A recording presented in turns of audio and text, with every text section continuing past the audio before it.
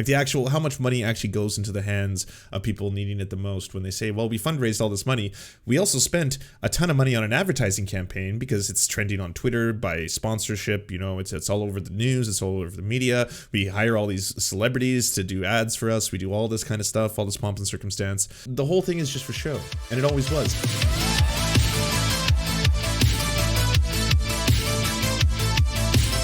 If you're in America, right now you might have the illusion of choice, and that's the beautiful thing about capitalism is you walk into the supermarket and there's all these products on the store. It looks like there's tens of thousands of different products, and you're like, this is the beautiful thing. You won't get this in communist China. You won't find different products like this. We have variety thanks to the blessings of capitalism. But then it's a bit of an illusion, because when you look below the surface, you'll find out that it's a very small amount of concentrated companies that actually produce all of those products. You see, when any one company starts to grow to a certain size, it cannibalizes the other ones, and that's how they develop these monopolies in the current system. And it's gotten to the point now where this is basically the 6 companies that produce all media in the United States. I'm not exaggerating. I mean all of it. All of it is now being produced by 6 different companies. Now, there are independent medias, like you're watching one right now. It's funded by you, the people. But there is most likely a partner or an owner, even though I want to say that this is independent media, technically this is still owned by Amazon. And that's one of the reasons why sometimes I have to watch what I say. We have a thing called the TOS. I follow under the purview of said TOS. But anyways, this is the illusion of choice in America. In Canada, things look way better. In Canada, it's like, oh, well, there's no illusion. Look at this. We have thousands of things going on. Whereas the truth is, Canada is actually worse. Canada, when you really get down to it, it's 3. It's 3 major companies. Those 3 major companies happen to be Rogers, Bell Media, and to a lesser extent, Shaw. Now, if you're not a Canadian, those 3 things sound a little bit weird. Those happen to be our cell phone companies and our internet companies. So the 3 companies in Canada that produce all of the cell phone coverage, all of the television infrastructure, all of the internet, those 3 companies also control all of the media.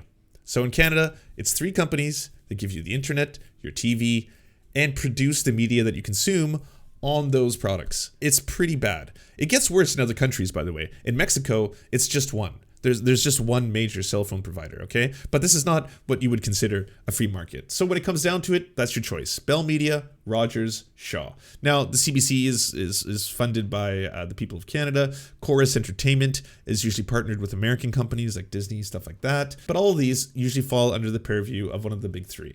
The reason I'm bringing up Bell Media right now is because Bell Media in Canada has done one good thing.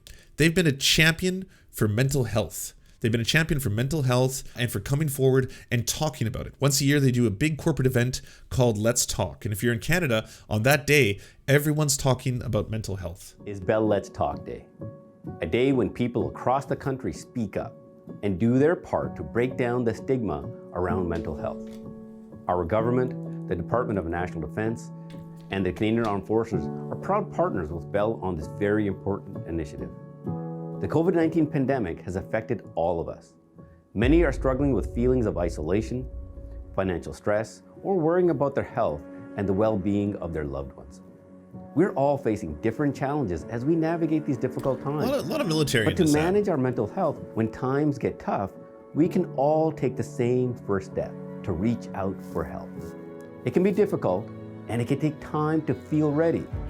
But 2020 has also shown us just how strong we can be when we lean on one another for support. That support starts with each of us creating a safe environment for people. You see this? It's about creating a safe environment for everyone. That's the key part of this entire thing. Bell wants you to create a safe environment for you to be able to talk about things in an open manner. That's the entire basis of this. And every year they put lots of money. They get all these Canadian celebrities you've never heard of to talk about this. How to beat my illness. I have not learned how to cure my illness, but I have learned how to live with my illness.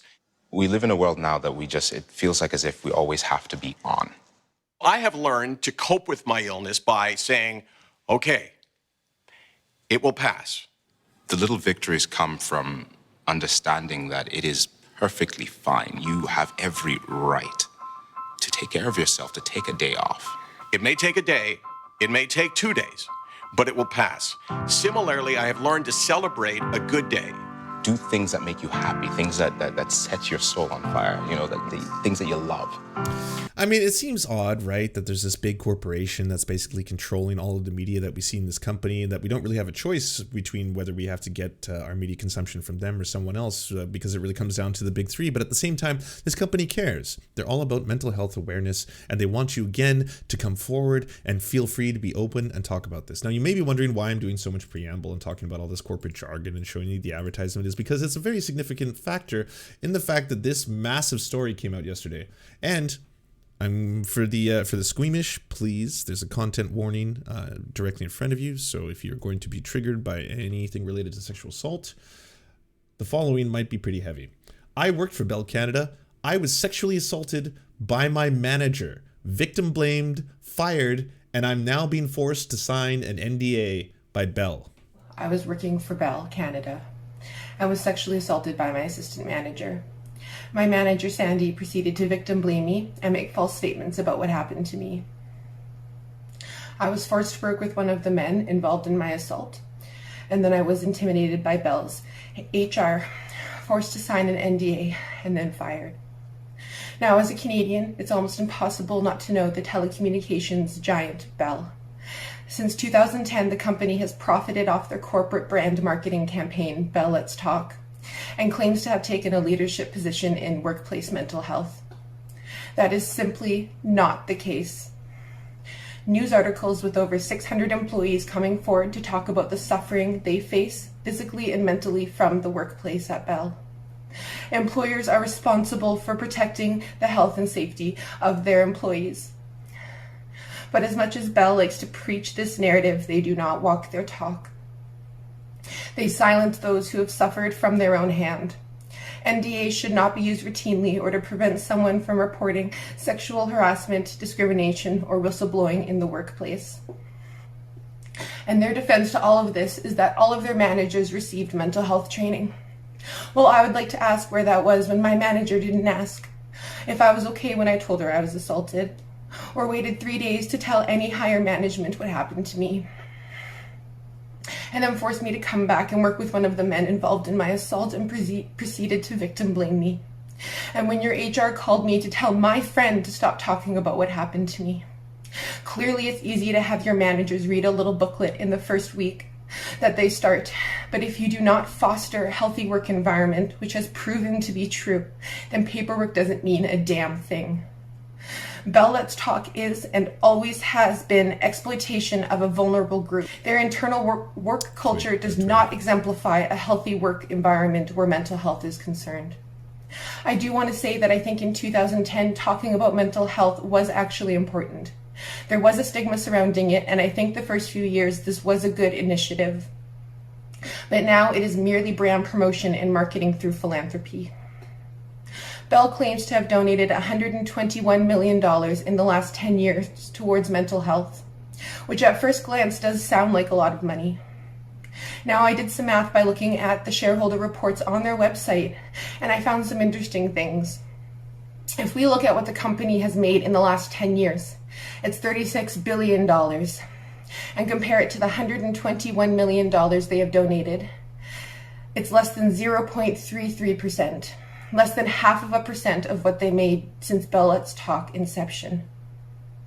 Okay, now you may think, you know what, it's their choice to decide how much they want to donate. But what really angers me and ultimately speaks to the capitalistic problem that we have is how much their executives made in the last 10 years. Now, these numbers include the CEO and top 4 directors since Bell Let's Talk started. They have made $243.8 billion. Think about that, $243 billion between 5 people. And that's enough money to buy the most expensive house in Canada, which is listed at $56 million. That's enough to buy 4,000 of those houses. No one needs that kind of wealth. And if all of that doesn't make you angry, then hearing that Bell during the pandemic received $122 million wage subsidy from the government, which is more than they've donated for Bell Let's Talk, and that should piss you off. That means that every taxable dollar that they've donated has been now covered by the Canadian government during a pandemic. Also true. Also true. When us as citizens are facing poverty, insufficient support systems, and astronomically high phone bills that the Canadian government has allowed. They just laid off 200 workers and other large media figures like Dan O'Toole, while they made $2.7 billion in 2020.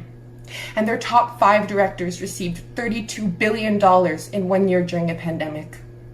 Mental health costs Canadians $56 billion a year, and Bell is ultimately contributing to that problem. I am not alone, and the long-term effects that this has on our mental health is felt by every one of us. This company can move on. We can't. When us as So absolutely harrowing story. I'll post the link to it. I shared it yesterday when she posted it for the first time. I don't have any further updates on this because obviously right now Bell is working through the PR firestorm trying to do their whole thing. But those numbers are very, very telling, especially in the time during the pandemic. Bell Mobility once a year does this big event where it's supposed to be Bell, let's talk about mental health and let's bring awareness to it. This is our time. Where at the same time, when you actually work out the math for a lot of these places, corporate welfare is very, very different than the actual fundraising they're supposed to be doing. Like the actual, how much money actually goes into the hands of people needing it the most. When they say, well, we fundraised all this money, we also spent a ton of money on an advertising campaign because it's trending on Twitter by sponsorship. It's all over the news, it's all over the media. We hire all these celebrities to do ads for us. We do all this kind of stuff, all this pomp and circumstance. The whole thing is just for show. And it always was. People are kind of astounded by those numbers because that doesn't sound like something that in Canada, those kind of numbers would get that high. Bell, along with the other 2 companies, are some of the biggest companies outside of the oil sector in all of Canada. The 5 executives for it are billionaires. Like the equivalent of the Bezos in Canada happen to be people who are involved in Shaw and Bell. Those are how high they get. So it's pretty wild. If you can, if it won't upset people, try helping out by sharing the story. It did decent, like 42,000 views is not bad for someone who had 0 social media presence like as of yesterday. I reached out to them asking if they wanted to do an interview, and they said obviously right now everything is just kind of a blur because there's so much like stuff happening at once. I mean, when you release one of those statements, all of a sudden the press takes it and runs with it. There's a huge side of the internet that's of course already saying that like she's making it up. There's all that. You get all the hate, you get all this. So when they're more prepared to do so, they're going to reach out, and yeah, it's a harrowing story. If you want us to advertise your channel or work, please go to weareserfs.com and email us a 20 to 30 second ad, and we'll take it on to the end of one of our videos to help promote your leftist channel or progressive something, whatever you do.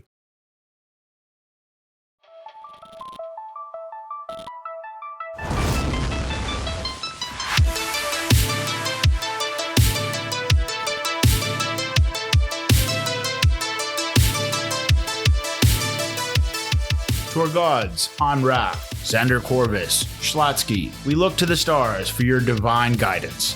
To our monarch, Tom Spiker, we are merely puppets for your amusement.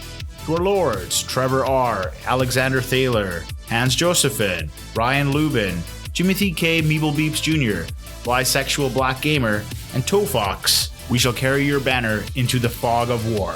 To our Knights of the Round Table, Josh Mickelson, Zach Christensen, Todd Buckingham, Todd Lajeunesse, Political Puppy, Jimmy Bignuts, Andreas Chiringuito, Yoppie, Violent Orchard, Sophie Baby, Thomas Barrington, J. Fraser Cartwright, Goofalankius, Melissa Murphy, Nicholas Marks, Radical Maniac, The Great Pudini, Kale Kotka, Anthropophagic, Serene 42, Chronic de Hemphog, Phone Jenny, Incosin, Constance Joyce Lacheris, and Ramon Acosta, we drink with you and we salute you.